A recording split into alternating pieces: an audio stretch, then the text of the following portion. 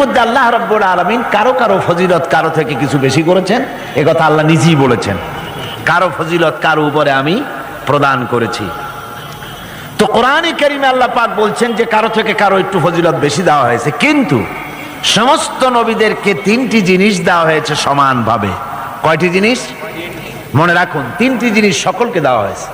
একটি হচ্ছে ওহী, ওহী ছাড়া নবী হওয়া যায় না, ওহী সকল নবীতেই পেয়েছেন। 2 নম্বরে নবীদেরকে দেওয়া হয়েছে মুজিজা। 3 নম্বরে সমস্ত নবীদেরকে দেওয়া হয়েছে উন্নত মানের চরিত্র। একটা হচ্ছে ওহী, একটা মুজিজা, আর একটা উন্নত মানের চরিত্র। ওহী তো বুঝিনি, ওহী কি? ওহী হচ্ছে আল্লাহর বাণী। ওহীটা কি? আল্লাহর বাণী। সেটা নাজিলের পদ্ধতি কি? আল্লাহ রাব্বুল আলামিন কোন বান্দার সাথে সরাসরি কথাবার্তা বলেন না।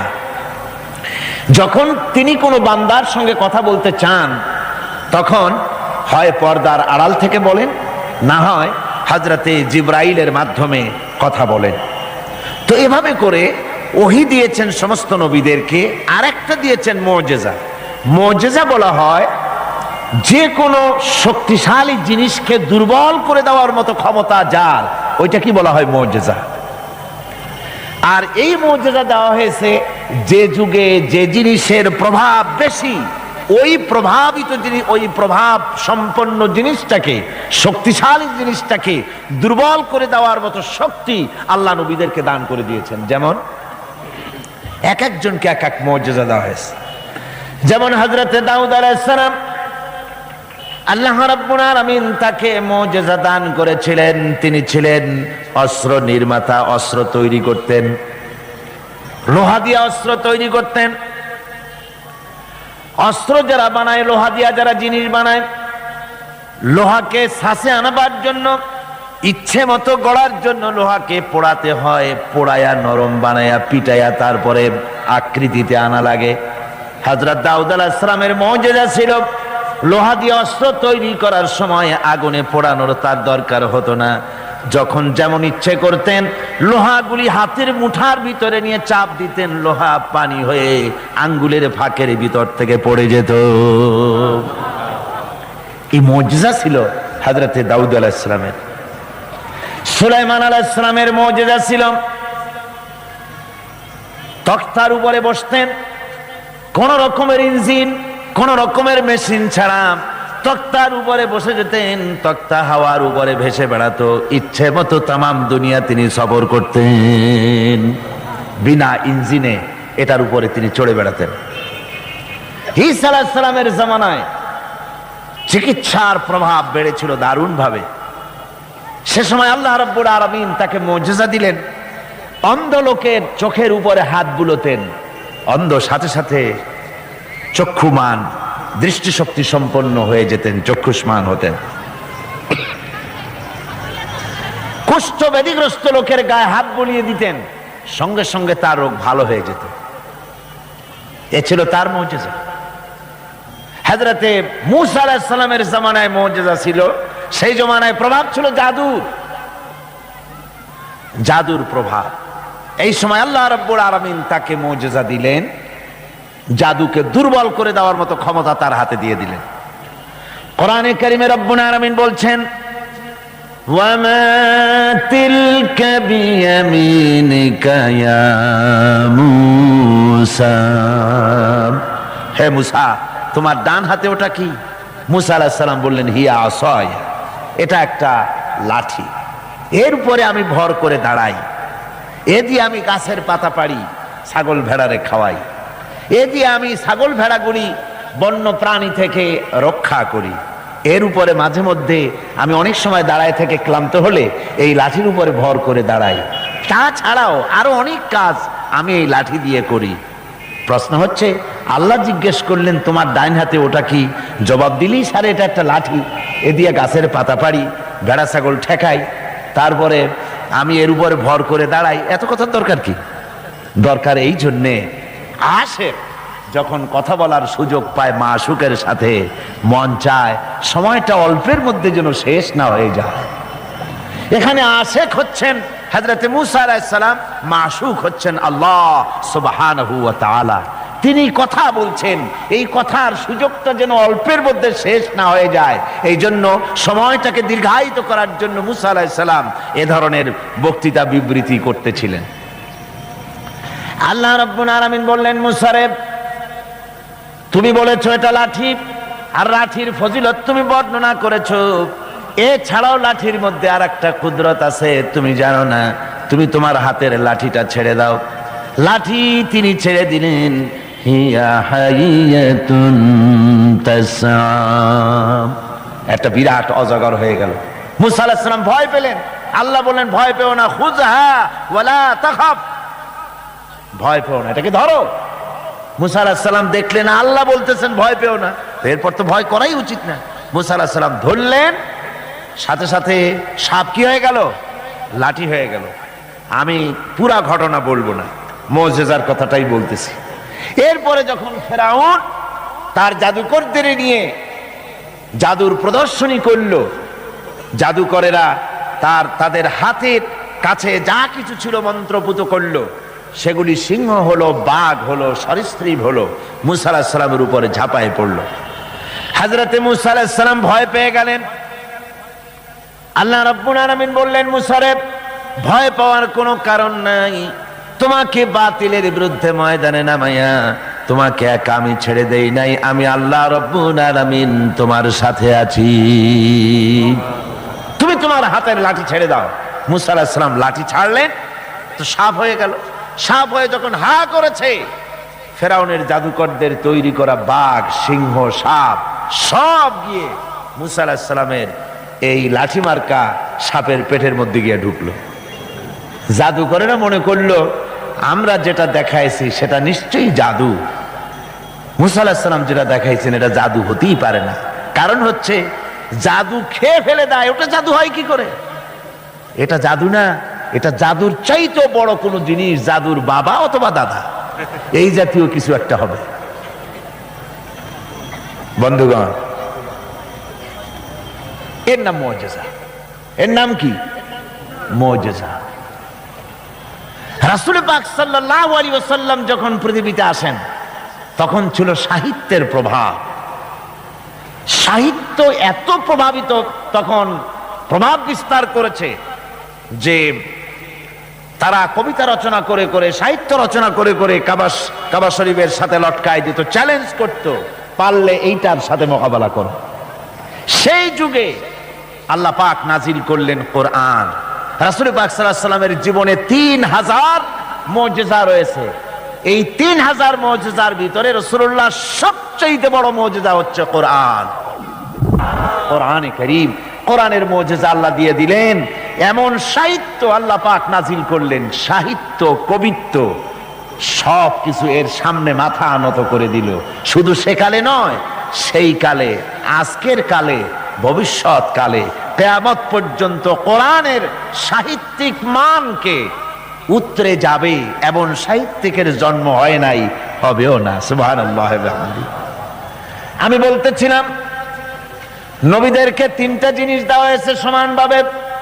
ওহী দেওয়া হয়েছে, মুজিজা দেওয়া হয়েছে, উন্নত মানের চরিত্র দেওয়া হয়েছে।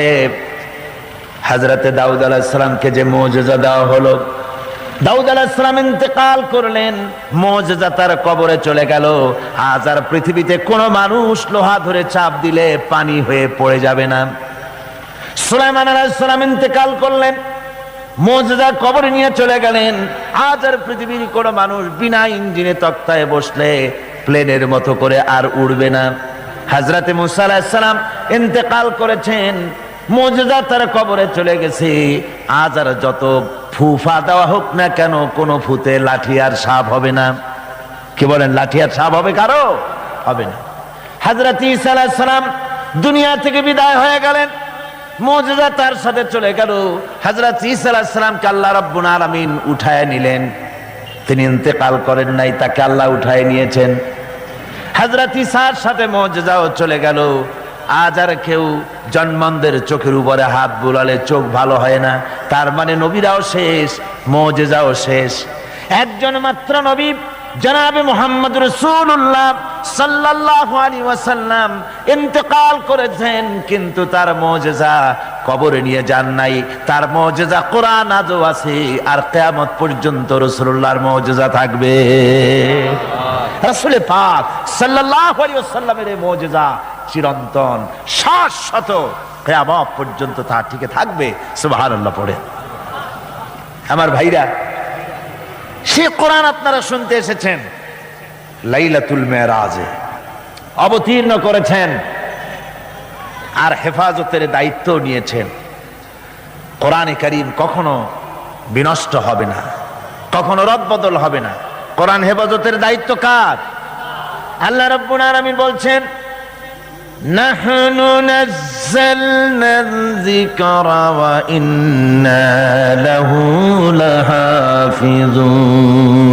কোরআন নাযিল করেছি আমি আল্লাহ, আর এর সংরক্ষণের সম্পূর্ণ দায়িত্ব আমি আল্লাহ আমার নিজ হাতে গ্রহণ করেছি।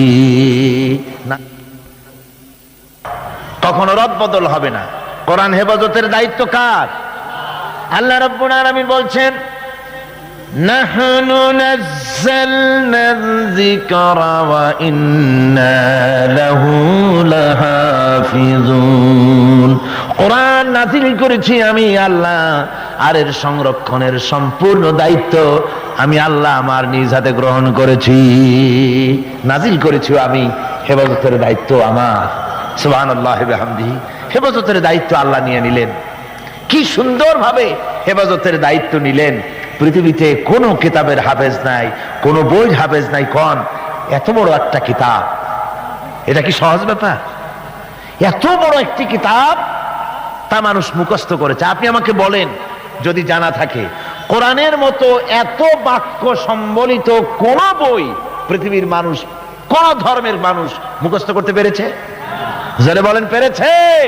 পারে, কিন্তু কোরআন পেরেছে। আল্লাহ বলছেন, আমি সহজ করে দিছি মুখস্থ করার জন্য, তাই পেরেছ।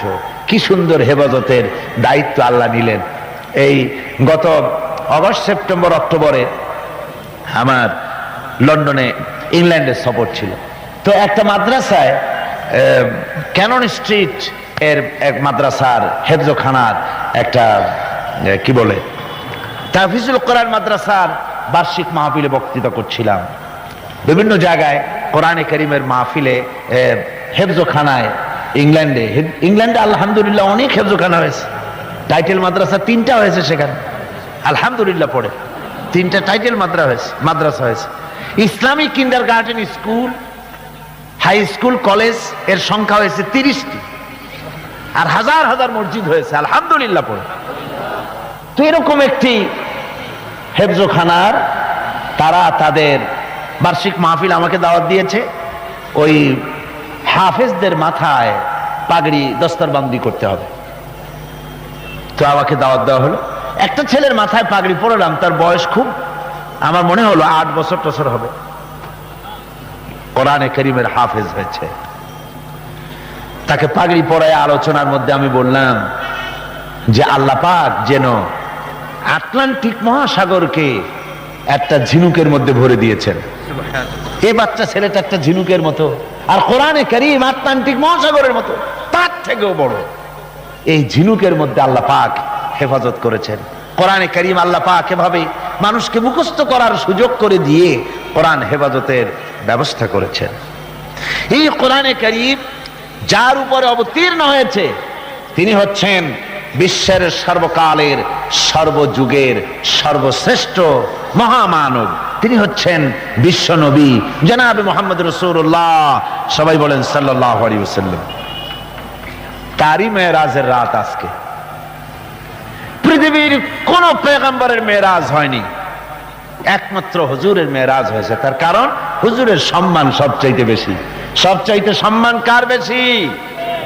একটু জিকির করেন জোরে সোরে, লা ইলাহা ইল্লাল্লাহ। জাযাকাল্লাহ।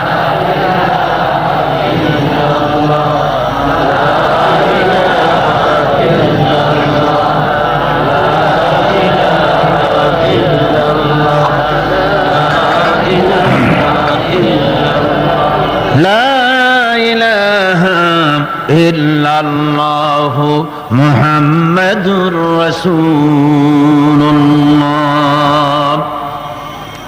রাসূলের মেরাজ পৃথিবীর কোন পয়গম্বরের কিসমতে যা হয়নি তাই হয়েছে রাসূলের কিসমতে। ধুলির ধরা থেকে একজন মানুষকে, একটা স্থূল ওজনদার একজন মানুষ, জড়দেহ, এই মানুষকে পৃথিবীর মাটি থেকে মহাশূন্য পাড়ি দিয়ে কেমনি নিয়ে গেল আকাশে, এ নিয়ে বহুত প্রশ্ন হয়েছে। কেউ কেউ মেরাজকে অস্বীকার করেছে, কেউ বলেছে হ্যাঁ মেরাজ মানি, তবে মেরাজ সশরীরে হয় নাই, মেরাজ হয়েছে স্বপ্নে। আবার কেউ বলেছেন মেরাজ হয়েছে এটা একটা আত্মিক ব্যাপার, স্পিরিচুয়াল ব্যাপার, সশরীরে মেরাজ। অনেকে অস্বীকার করেছেন। তাদের যুক্তি হলো যে ল অফ গ্রাভিটেশন, মাধ্যাকর্ষণ শক্তি পাড়ি দিয়ে একটা স্থূল জড় শরীর, এটা উঠলো কি করে? এটা তো ওঠার কথা নয়। আপেল গাছ থেকে আপেলটা ছিঁড়ে যখন পড়ে তখন তো উপরে যায় না, সেটা মাধ্যাকর্ষণ শক্তির বলে নিচে নামে, উপরে তো যায় না। কাজে মাধ্যাকর্ষণ শক্তি ল অফ গ্রাভিটেশনকে পার হয়ে কি করে একটা মানুষ উপরে চলে গেল? এ হলো এক নম্বর প্রশ্ন, যারা অস্বীকার করে তাদের প্রশ্ন। দু নম্বরে তাদের প্রশ্ন যে বুঝলাম না হয় কোনো কায়দা করে গেলে যায়া, সে কি ঘরের কাছের ব্যাপার? কোথায়? এখান থেকে চাঁদ হলো 2,32,000 মাইল, সূর্য হলো 9,30,00,000 মাইল, তারপরে মিল্কি ওয়ে, গ্যালাক্সি, এগুলি তারকার রাজ্য, উপগ্রহের রাজ্য, গ্রহের রাজ্য। তারা বলছে এটা একটা কথা নাকি? ওদের মাথায় ঢোকে না, বিশ্বাসই করতে চায় না। হুজুর ফিরে এসে যখন বসেছেন, তারপরে আবু জাহেল এসে তো বলছে যে মুহাম্মদ সাল্লাল্লাহু আলাইহি সাল্লাম প্রত্যেক দিনই তো নতুন নতুন কথা কও, আজকে কোনো নতুন কথা আছে নাকি? হুজুর বলছেন হ্যাঁ কথা আছে। কি বলে? এই যে শেষ রাত্রে আমার ফুফু উম্মু হানির ঘরের থেকে জিবরাইল এসে আমারে নিয়ে গেল, বাইতুল মাকদাসে গেলাম, 2 রাকাত নামাজ পড়লাম, এরপরে ওইখান থেকে আমাকে 7 আকাশ পাড়ি দেওয়া হলো, মহাশূন্য পাড়ি দিয়ে 7 আকাশ পাড়ি দিয়ে তারপরে আরশে আজিমে গেলাম, আল্লাহর সঙ্গে কথা বললাম, বেহেশত দোজখ দেখলাম, এরপরে এই যে আইসা কেবল ফজর পড়ে বসছি। আবু জাহেল কয় যে সর্বনাশ, খাইছে। এতদিন মনে করছিলাম তুমি পাগল, কিন্তু কোনো সবুত ছিল না, আর আজকে দলিল মিলে গেল, প্রমাণ মিলে গেল তুমি একটি বদ্ধ পাগল। যেরকম নাউযুবিল্লাহি মিন যালিক। আবু জাহেল মনে মনে খুব খুশি হলো, বলল মুহাম্মদ সাল্লাল্লাহু আলাইহি ওয়াসাল্লাম তুমি কি অনুমতি দিবে? তুমি যেভাবে এই ঘটনা বললে এটা আমি মানুষকে বলে বেড়াই, অবশ্যই তুমি যাও বলে আসো। আবু জাহেল মনে করলো এটাই হলো গোল্ডেন অপরচুনিটি, এটাই হলো সুবর্ণ সুযোগ। তার সবচাইতে বেশি ভক্ত এবং অত্যন্ত আন্তরিক অন্তরঙ্গ বন্ধু হযরত আবু বকর, এই লোকটাকে খসাতে পারলেই বাজিমাত হবে। তার বাড়ি গিয়ে বলছেন আবু বকর শুনেছে বলে কি? কয় যে মুহাম্মদ সাল্লাল্লাহু আলাইহি সাল্লাম পাগল হয়ে গেছে। বলে কিরকম? কয় যে এই সব কথা তিনি বলতেছেন এখন। হযরত আবু বকর বলছেন আবু জাহেল তুমি যা বললে আমার রাসূল কি হুবহু এরকম বলেছেন? আবু জাহেল বলছে হ্যাঁ ঠিক এরকমই বলেছে। হযরত আবু বকর বলছেন আবু জাহেল শোনো, হুজুর সত্য বলেছেন, নিঃসন্দেহে তার মেরাজ হয়েছে, কোনো সন্দেহ নাই। হযরত আবু বকর আবু জাহেলকে ধরে নিয়ে আসলেন কাবা শরীফে, মসজিদে হারামে এসে বলছেন হুজুর আমি এই আবু জাহেলের কাছে শুনলাম আপনি নাকি কি কি বলেছেন। হুজুর মেরাজের ঘটনা শোনালেন। হযরত আবু বকর বললেন আপনি সত্য বলেছেন। হুজুর বলেন আবু বকর তুমি আজ থেকে সিদ্দিক। সুবহানাল্লাহ। ভাইরা, মেরাজকে অনেকেই অস্বীকার করেছে, আর অস্বীকার করার যুক্তি কারো কারো থাকতে পারে যাদের ঈমান দুর্বল। কি করে সম্ভব? সজাগ করিয়া কিভাবে এই হাজার হাজার লক্ষ কোটি কোটি মাইল পাড়ি দিয়ে কিভাবে নিয়ে গেল, এটা কেমনে সম্ভব? এটা মানুষের মাথায় সহজে ঢুকবে না। মানুষের মাথায় সহজে ঢুকবে কোন? কি বলেন ঢুকবে? বিষয়টা খুবই কঠিন, বিষয়টা সহজে মানুষের মাথায় ঢুকবে না।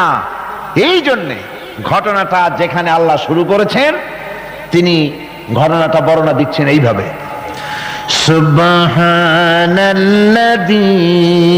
আসরা বিআবদিহি লাইলাম মিনাল মসজিদিল হারামি ইলাল মসজিদিল আকসাল্লাযী বারাকনা হাওলাহু লিনুরিয়াহু মিন আয়াতিনা ইন্নাহু হুয়াস সামিউল বাসীর।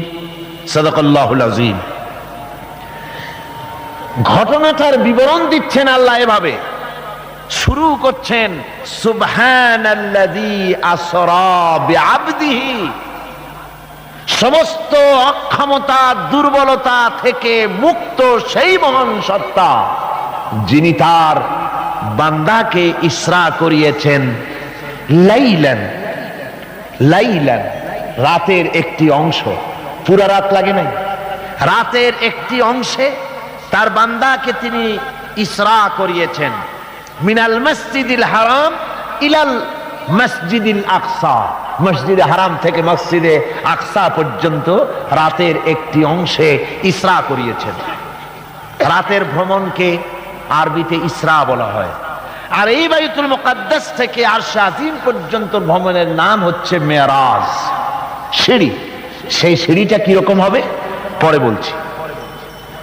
এখানে বলা হচ্ছে তোমরা তো জিনিসটাকে কঠিন মনে করো, যেটা কি করে সম্ভব, এটাকে কঠিন মনে করো, অসম্ভব মনে করো, কিন্তু কাজটা ঘটায়ছেন এমন এক সত্তা সুবহানা, যিনি সমস্ত দুর্বলতা অক্ষমতা থেকে মুক্ত, মহান শক্তিশালী আল্লাহ ঘটনাটা ঘটায়ছেন। কাজী তোমাদের এই চিন্তা কেন, যেটা কি করে হলো, কাজটা কে ঘটায়ছেন? আল্লাহ সুবহানাহু ওয়া তাআলা তিনি ঘটায়ছেন। তার জন্য এগুলি কি কোনো অসম্ভব ব্যাপার? বলুন, এটা কি কোনো অসম্ভব ব্যাপার?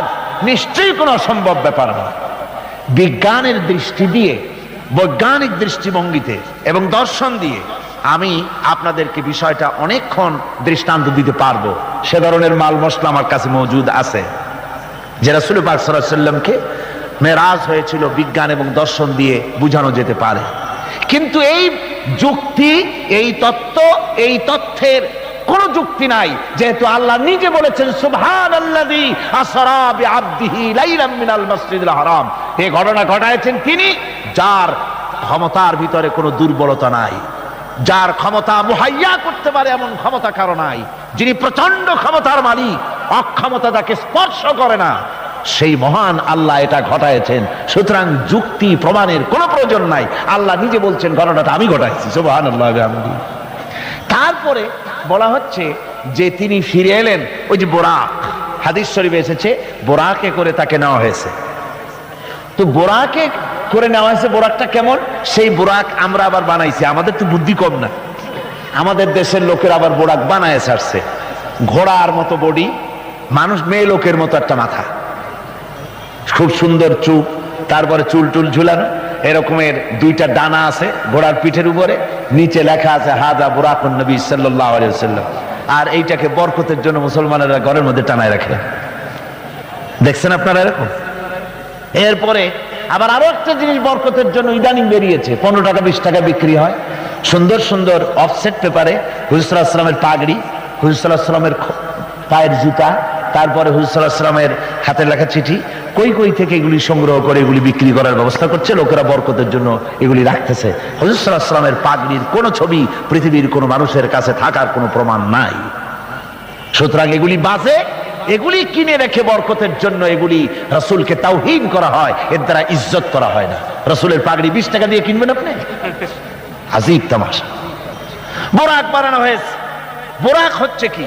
বোরাক হচ্ছে, অর্থাৎ যে জানে করে তাকে নেওয়া হয়েছিল সেটা ছিল বোরাক বারকুন থেকে, বৈদ্যুতিক শক্তি সম্পন্ন, এমন বৈদ্যুতিক শক্তি।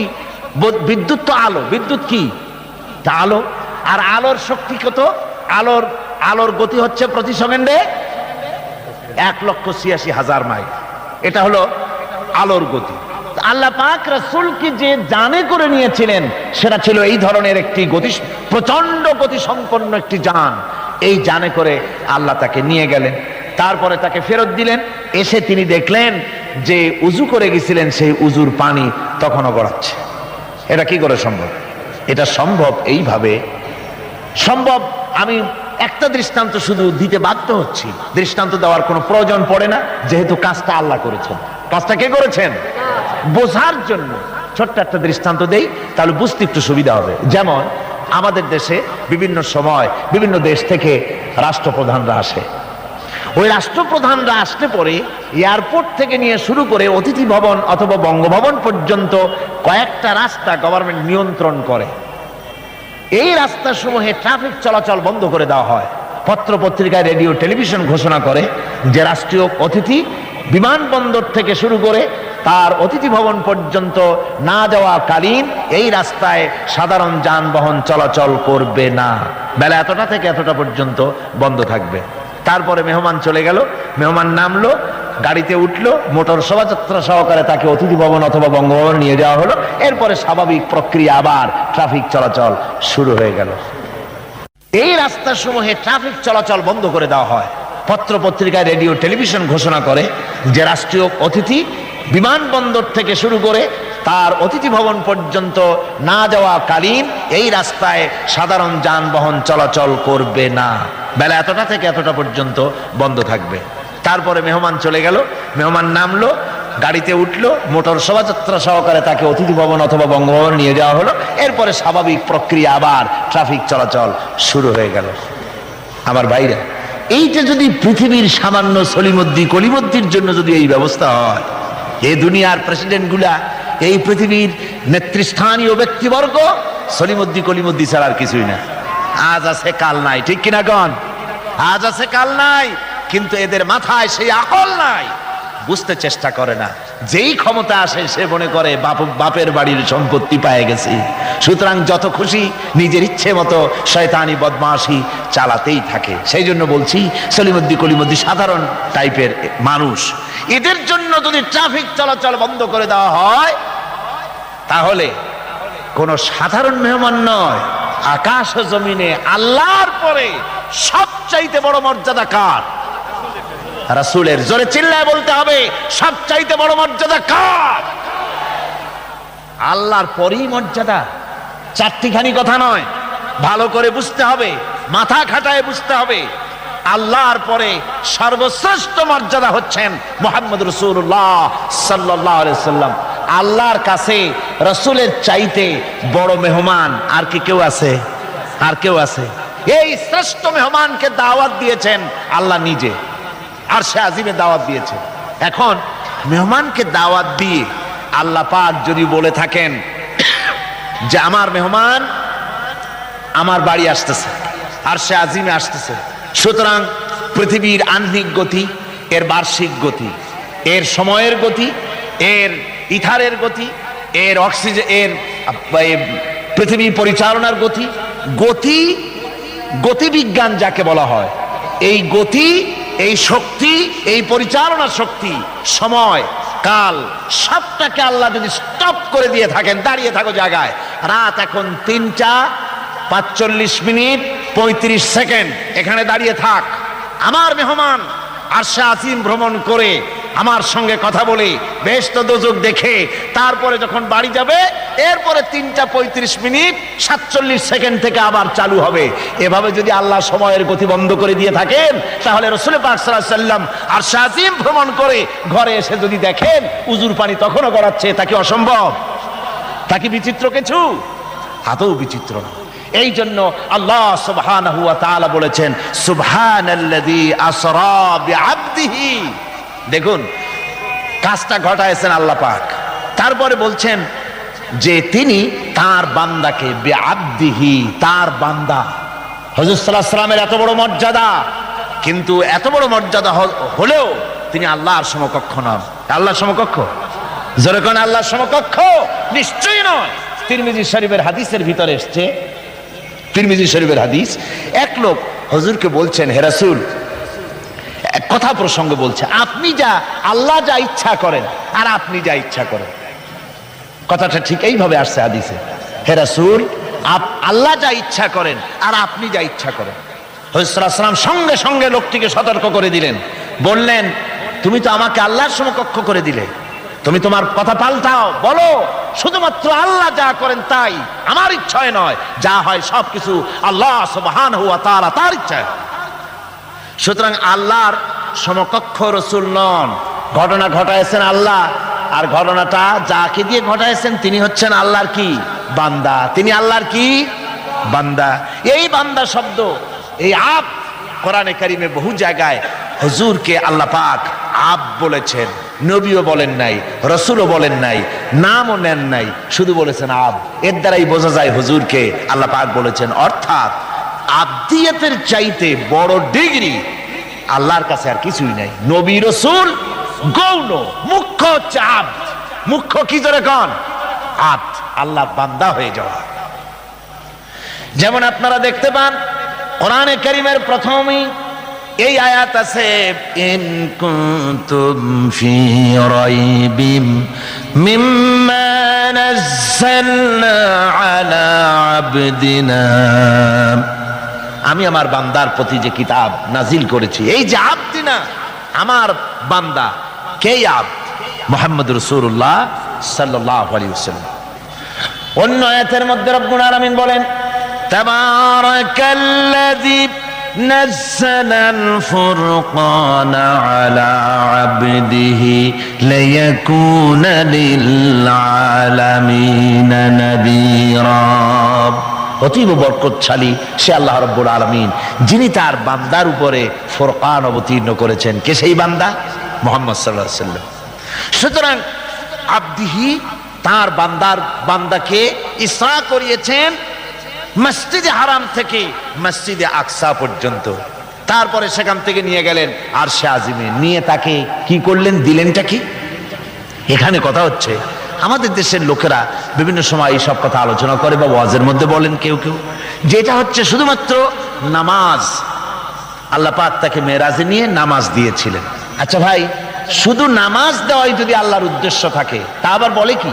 কয় যে নামাজ তো দিছেন আল্লাহ 50 ওয়াক্ত, মুসা আলাইহিস সালামের সঙ্গে যদি দেখা না হইতো তাহলে আমাদের কাজ সর্বনাশ হয়ে যেত।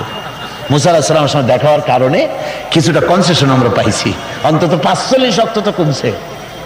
তাহলে বোঝা গেল মেরাজ হয়েছিল শুধু নামাজের জন্য। কথাটি সঠিক নয়। নামাজের জন্য মেরাজ হওয়ার দরকারটা কি? যুক্তিতে আসে না। হজের জন্য তো মেরাজ দরকার হয় নাই, যাকাতের জন্য তো মেরাজ দরকার হয় নাই, জিহাদের জন্য তো মেরাজ দরকার হলো না, ইমানের জন্য তো মেরাজ দরকার হলো না। মেরাজ শুধু নামাজের জন্য দরকার হলো কেন? বিষয়টা শুধু নামাজ নয়। নামাজ এই পরিভ্রমণের, এই ভ্রমণকালীন সময়ের আল্লাহ পাকের একটি নির্দেশ। মূল ঘটনা ভিন্ন। মূল ব্যাপারটি হলো রাসূল পাক সাল্লাল্লাহু আলাইহি ওয়াসাল্লামের মেরাজ যখন হয় তখন মক্কি জিন্দেগীর 12 বর্ষ পূর্ণ হয়েছে। মক্কি জিন্দেগীর নবুয়তের জীবনের 1 যুগ পূর্ণ হয়ে গেছে। তাওহীদের দাওয়াত, তাবলীগে দ্বীনের কাজ একটি চূড়ান্ত পর্যায়ে এসে গিয়েছে। এখন এই তাওহীদ, রিসালাত ও আখিরাতের উপরে ভিত্তি করে একটি নতুন সমাজ গঠনের পালা এসেছে। সেই নতুন সমাজ গঠনের জন্য আল্লাহ রাব্বুল আলামিন তাকে আপন দরবারে ডেকে নিলেন, আর নতুন নতুন কিছু তথ্য, একটি নতুন স্টেট পরিচালনার জন্য যা কিছু প্রয়োজন, কিছু মূল নীতি আল্লাহ রাব্বুল আলামিন তাকে দান করালেন, আর জান্নাত এবং জাহান্নাম রাসূলের চোখে দেখিয়ে দিলেন পরিষ্কার করে, যাতে করে তিনি মানুষকে ভালো করে দেখে তিনি মানুষকে বুঝাতে পারেন। এজন্য এই দৃশ্যগুলিও রাসূলের সামনে আল্লাহ পাক তুলে ধরলেন। রাসূল পাক সাল্লাল্লাহু আলাইহি ওয়াসাল্লাম ফিরে আসার পর তাকে এই নতুন রাষ্ট্র পরিচালনার জন্য যে মূল নীতিগুলি আল্লাহ পাক তাকে দিয়েছেন, যাকে মেরাজের পেগাম বলা হয়। মেরাজের কি বলা হয়? পেগাম। সূরা বনী ইসরাইলের মধ্যে আল্লাহ পাক এই পেগামগুলি আল্লাহ পাক তাকে দান করেছেন। সেই মূলনীতিগুলি কি? সেই মূলনীতি আমি আপনাদের সামনে এখন আলোচনা করতে যাচ্ছি। আমরা মেরাজ কেমনে হলো, কিভাবে হলো, এই ঘুরপাকের মধ্যে গোলক ধাঁধায় নিজেদেরকে আটকে রাখতে চাই না। আমরা পরিষ্কার করে বিশ্বাস করি রাসূল পাকের মেরাজ হয়েছে একেবারে সশরীরে। কিভাবে হয়েছে? সশরীরে। তারপর আবার কেউ কেউ এ তর্ক তুলেছেন কেউ বলেছেন হুজুর সাল্লাল্লাহু আলাইহি ওয়াসাল্লাম আল্লাহকে দেখেছেন, আবার কেউ বলেছেন দেখেন নাই। এই সব তর্কের মধ্যেও আমরা জড়াতে চাই না। আমরা পরিষ্কার জানি আল্লাহ পাক বলেছেন লা তুদরিকুহুল আবসার, কোন দৃষ্টি শক্তি আমি আল্লাহকে মুহাইয়া করতে পারবে না, ইহাতা করতে পারবে না। আল্লাহ রাব্বুল আলামিনকে কোন দৃষ্টি শক্তি তার চক্ষু দিয়ে দেখতে পারবে না। সুবহানাল্লাহ। হযরত মুসা আলাইহিস সালাম বলেছিলেন রব্বি আরিনি, আয় আল্লাহ আমি তোমারে দেখতে চাই। আল্লাহ পাক পরিষ্কার বলেছেন লান তারানি, লান, কখনোই দেখতে পারবে না। মুসা আলাইহিস সালাম খুব আদরের নবী ছিলেন, আবদার তুলতে লাগলেন। আল্লাহ তাকে একটা ইন্টারভিউ নিলেন, দেখতে পারবা কিনা একটা টেস্ট হয়ে যায়। আল্লাহ পাক তার নূরের তেজাল্লি নিক্ষেপ করলেন পাহাড়ের উপরে। হযরত মুসা আলাইহিস সালাম 1 সেকেন্ড মাত্র দেখলেন, সহ্য করতে পারলেন না, আল্লাহু আকবার বলে চিৎকার মেরে বেহুশ হয়ে জমিনের উপরে পড়ে গেলেন। সুতরাং আমরা ওই তর্কে যেতে চাই না যে আল্লাহ পাককে হুজুর সাল্লাল্লাহু আলাইহি ওয়াসাল্লাম দেখেছেন কি দেখেন নাই, ওইটা আমাদের মূল বিষয় নয়। আমাদের বিষয় হচ্ছে মেরাজ থেকে রাসূলুল্লাহ পেলেন কি, উম্মতের জন্য আনলেন কি, এটাই হলো আমাদের সবচাইতে বড় প্রয়োজনীয় বিষয়। আল্লাহ পাক রাসূলকে যে জিনিসগুলি দিলেন, একটা নতুন স্টেট করতে যাচ্ছেন, ওই সময় যখন মানুষ অধিকার বঞ্চিত, যখন নারীর অধিকার নাই, যখন শ্রমিক তার শ্রমের মূল্য পায় না, কৃষক তাদের উৎপাদিত পণ্যের সঠিক দাম পায় না, নারী আর পুরুষ, নারীগুলি হয়েছে ভোগের সামগ্রী, সন্তান উৎপাদনের বিশেষ ক্ষেত্র। তারপরে মানুষে মানুষে হানাহানি, মারামারি, কাটাকাটি, অশ্লীলতা, পাপাচার, জেনা আর ব্যভিচার, সুদ, ঘুষ, এতিমকে ঠকানো, গান বাজনা ইত্যাদি দিয়ে গোটা দেশটা যখন রসাতলে, গোটা পৃথিবী যখন ত্রাহি ত্রাহি করছে মজলুম জনতা, সেই সময় ইসলামের এই নতুন স্টেটের ভিত্তি দিতে যাচ্ছেন মুহাম্মদ রাসূলুল্লাহ সাল্লাল্লাহু আলাইহি ওয়াসাল্লাম। তখন আল্লাহ পাক এই স্টেট রচনার পেছনে কতগুলি মূলনীতি আল্লাহ পাক দান করলেন। সেই মূলনীতিগুলি এখন আমি আপনাদের সামনে বলছি। আল্লাহ রাব্বুল আলামিন বলেন ওয়াকাযা রাব্বুকা আল্লা তা'বুদু ইল্লা ইয়্যাহু ওয়া বিল ওয়ালিদাইনি ইহসানা। যে রুকুটিতে এই মূল নীতিগুলি আল্লাহ পাক দিয়েছেন, সেই রুকুটা শুরু হয়েছে এভাবে যে তোমার প্রভু চূড়ান্ত ফয়সালা এই যে আল্লাহ রাব্বুল আলামিনের দাসত্ব হবে কেবলমাত্র আল্লাহর, গোলামি হবে কার? জোরে সরে বলতে হবে, গোলামি হবে কার? আল্লাহ ছাড়া আর কারো গোলামি করা যাবে না। নতুন স্টেট তৈরি করতে যাচ্ছ, প্রথম নীতি হবে, প্রথম মূল নীতি হবে স্টেটের, প্রথম থেকে নিয়ে শেষ পর্যন্ত, রাষ্ট্রপ্রধান থেকে নিয়ে প্রজা পর্যন্ত, জীবনের সকল ক্ষেত্রে সমস্ত মানুষের জন্য এটাই হলো মূল নীতি যে আল্লাহ ছাড়া কাউকে প্রভু বলে মানা যাবে না, আল্লাহ ছাড়া কারো গোলামি করা যাবে না। আর আল্লাহর পরেই মা বাপ মাতা পিতা এহসান করবে, এটা হচ্ছে আল্লাহর নির্দেশ, আল্লাহর ফয়সালা। তো প্রথম পয়েন্ট যেটা, সেটা হচ্ছে ইবাদত। প্রথম পয়েন্ট কি? ইবাদত। মূলত এই ইবাদতের জন্যই আল্লাহ পাক মানুষকে সৃষ্টি করেছেন। কোরআনে কারীমে আল্লাহ বলেছেন মা খালাকতুল জিন্না ওয়াল ইনসা ইল্লা লিয়াবুদুন। আল্লাহ বলেন আমি মানব আর জিন জাতিকে সৃষ্টি করেছি শুধু আমার ইবাদতের জন্যে, আর কোনো কারণে নয়। আর পৃথিবীতে যত নবী আমি পাঠিয়েছি, সমস্ত নবীরা তার কওমকে দাওয়াত দিয়েছেন ইয়া কওমি ইবুদুল্লাহা মা লাকুম মিন ইলাহিন গায়রু। আল্লাহ রাব্বুল আলামিন বলেন দুনিয়ায় যত নবী পাঠানো হলো, সমস্ত নবীরা তার জাতিকে ডেকে বলেছেন হে আমার জাতি, হে আমার কওম, এক আল্লাহর গোলামি করো, তিনি ছাড়া তোমাদের কোনো ইলাহ নাই। এই দাওয়াত সব নবীরা দিয়েছেন। আল্লাহ পাক বলেন এমন কোন জাতি নাই, এমন কোন উম্মত নাই যাদের কাছে নবী আমি পাঠাই নাই। ওয়ালাকাদ বাসনা ফি কুল্লি উম্মাতির রাসূলা আনি ইবুদুল্লাহ ওয়াজতানিবুত তাগুত। আমি প্রত্যেক জাতির জন্য রাসূল প্রেরণ করেছি, আমি প্রত্যেক জাতির জন্য নবী প্রেরণ করেছি। তাদের দাওয়াত ছিল আনি ইবুদুল্লাহ ওয়াজতানিবুত তাগুত, এক আল্লাহর গোলামি করো, এক আল্লাহর দাসত্ব করো, আর তাগুতকে বর্জন করো। তাগুত হচ্ছে সেই শক্তি যে শক্তি শুধু নিজেই আল্লাহর আইন অমান্য করে বসে থাকে না, বরং অন্যদেরকেও আল্লাহর আইন অমান্য করতে বাধ্য করে। যেমন মনিবের গোলামি করে তার চাকর, চাকর মনিবের আনুগত্য করে, এটাকে আরবিতে বলা হয় ইবাদত। সরকারের আনুগত্য করে জনগণ, এটা আরবিতে এই আনুগত্যটা কি ইবাদত বলা হয়। এভাবে গোটা পৃথিবীর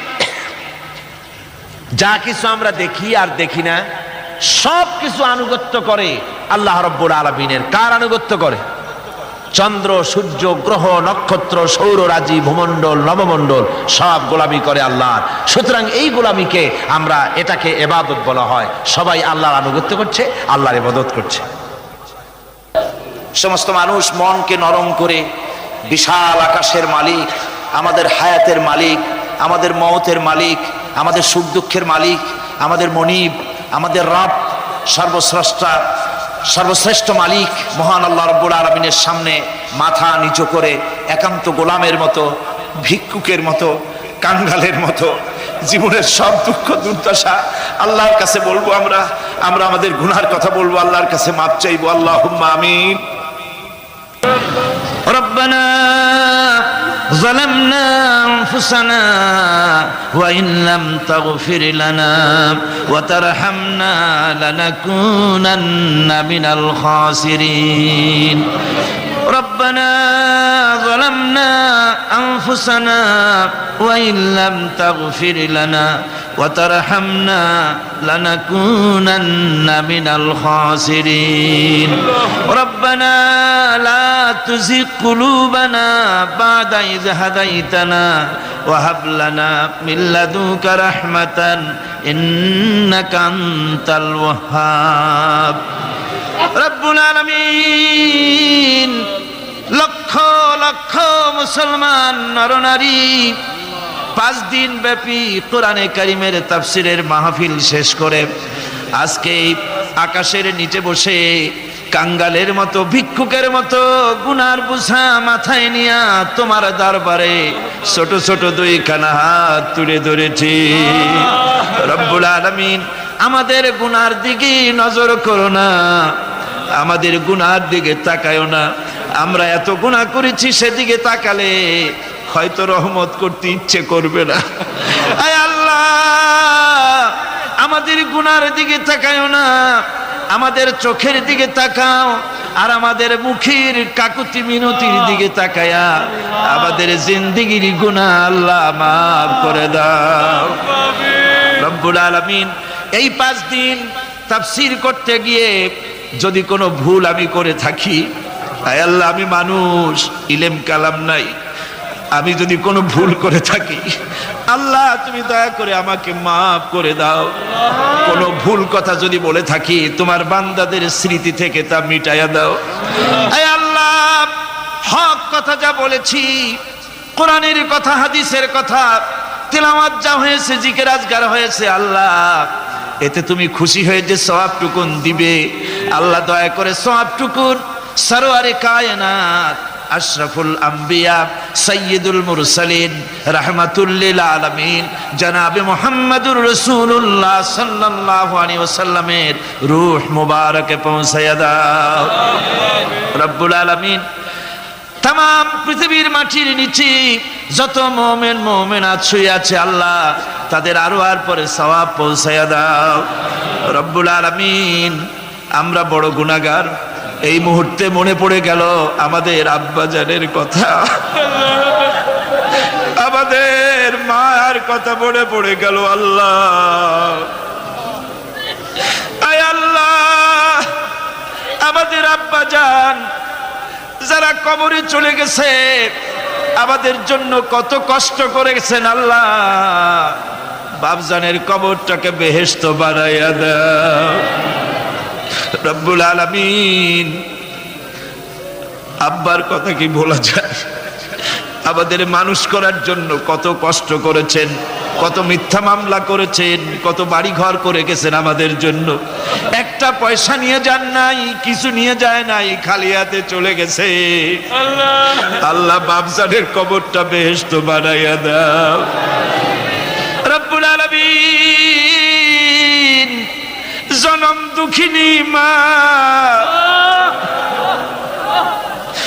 আমাদের মা যাদের বিদায় হয়ে গেছে, আল্লাহ বেহেশতের বাগান বানাইয়া দাও কবরটারে। আল্লাহ কবরগুলিকে জান্নাতুল ফেরদাউস বানাইয়া দাও। রব্বির হামহুমা কামা রব্বায়ানি সগীরা, রব্বির হামহুমা কামা রব্বায়ানি সগীরা। আয় আল্লাহ, মায়ের বুকের দুধগুলো চুষে চুষে খেয়েছি, মায়ের কষ্ট দিছি, মায়ের কোলে পেশাব পায়খানা করেছি। আয় আল্লাহ, মায়ের সাথে যত বেয়াদবি হয়েছে আল্লাহ আমাদের মাফ করে দাও। আল্লাহ মায়ের কবরটাকে জান্নাতুল ফেরদাউস বানাইয়া দাও। আমাদের দাদা দাদি, আমাদের পীর ওস্তাদ, আমাদের বন্ধু বান্ধব যারা মারা গেছে আল্লাহ সকলের রুহের পরে সওয়াব পৌঁছাইয়া দাও। রব্বুল আলামিন তোমার কাছে আমরা বিনীতভাবে ফরিয়াদ করি, আমরা সবগুলি গুনাহগার, এই মাঠে আমরা সব গুনাহগার। আল্লাহ তোমার রহমতের কুদরতি নজর দিয়া তাকাও। এই মাহফিলের ভিতরে কত জিনাকার আছে, সুদখোর আছে, বেনামাজি আছে, হত্যাকারী আছে, কত রকমের পাপিষ্ঠ লোক এক জায়গায় এসে আল্লাহ কোরআন শরীফ সামনে নিয়ে বড় আশা করে হাত উঠাইছি। আল্লাহ কত মানুষ দূর দারাজ থেকে আসছে, কোরআনের মাহফিলে দোয়া কবুল হবে এই নিয়ত করে। আল্লাহ আমাদের গুনাহ মাফ করে দাও। আল্লাহ আমার মক্কা শরীফের ভাই গাউসানি সাহেব, তিনি বলেছেন এই মাঠটাকে তিনি বলেছেন আরাফাতের মতো হয়ে গেছে। আয় আল্লাহ, তোমার ঘরের প্রতিবেশী মেহমান নিয়া গাউসানি সাহেব আমাদের সাথে বসা, আল্লাহ তিনি তোমার ঘরের প্রতিবেশী। আল্লাহ তিনি আরাফাতের সাথে তুলনা করেছেন। আল্লাহ আমরা এখন তো সেখানে যেতে পারি নাই, বাংলাদেশের একটা মাঠে বসে হাত উঁচু করেছি। তোমার কুদরতি নজর দিয়া মেহেরবানি করে একটু আমাদের দিকে তাকাও। আল্লাহ আমাদের দিকে একটু তাকাও। সূরা আর রহমানের তাফসীর করলাম, তুমি তো রহমান, তুমি রহিম, তুমি জব্বার, তুমি সত্তার, তুমি মুহাইমিন, তুমি মুমিন, তুমি মুতাকাব্বির, তুমি সত্তারুল উয়ুব। আল্লাহ আমাদের দিকে তাকাও, আমাদের দিকে তাকাও। আয় আল্লাহ এইভাবে করে মায়ের কাছে দাঁড়ায়া যদি মা মা বলে যদি কাঁদতাম, এমন নিষ্ঠুর মা নাই যে কোলে না নিয়ে পারে। আল্লাহ মায়ের চাইতে লক্ষ গুণে মায়া তোমার বেশি, আমাদেরকে রহমতের কোলে টেনে নাও।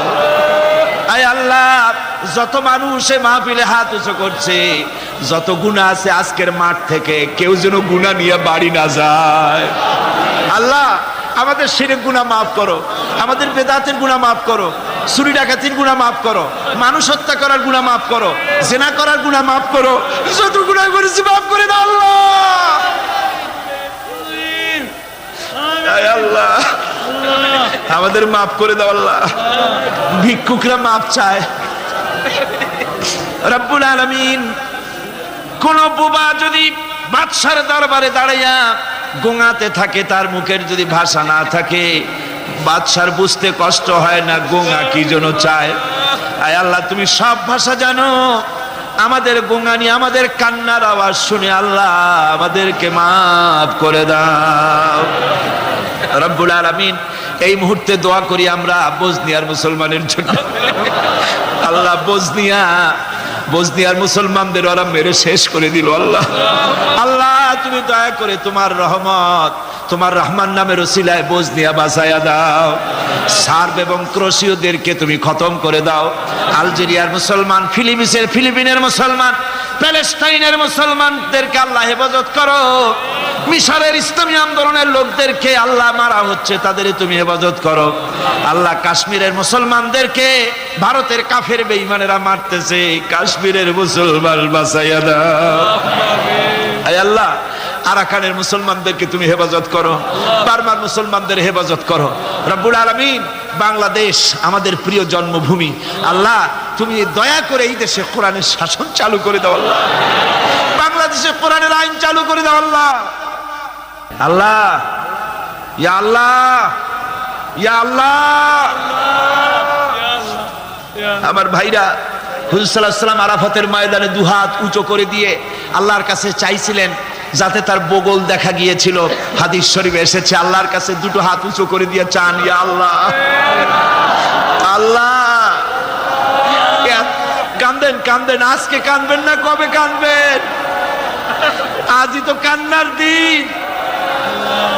কাঁদেন আল্লাহর কাছে, আল্লাহ ভিক্ষা চাই তোমার কাছে আল্লাহ। আল্লাহ, অনেকের রোগ ব্যাধি আছে, মাফ করে দাও আল্লাহ। আজকের এক মহিলা আমার সঙ্গে টেলিফোনে কাঁদলেন, 20 বছর পর্যন্ত রোগে ভুগতেছেন। রাহেলা আক্তার লাকি তার নাম, 20 বছর পর্যন্ত ভুগতেছে রোগে, কাঁদতেছে, বলছে বিশ্বাস করি কোরআনের মাহফিলে দোয়া কবুল হবে, অপারেশন যেন লাগে না, দোয়া করেন এই মহিলাকে যেন আল্লাহ অপারেশন না লাগায় ভালো করে দেন। আমি 1 মিনিট ছেড়ে দিলাম, যার যার মনের কথা মাথা নিচু করে চক্ষু বন্ধ করিয়া একেবারে গোলামের মতো ভিক্ষা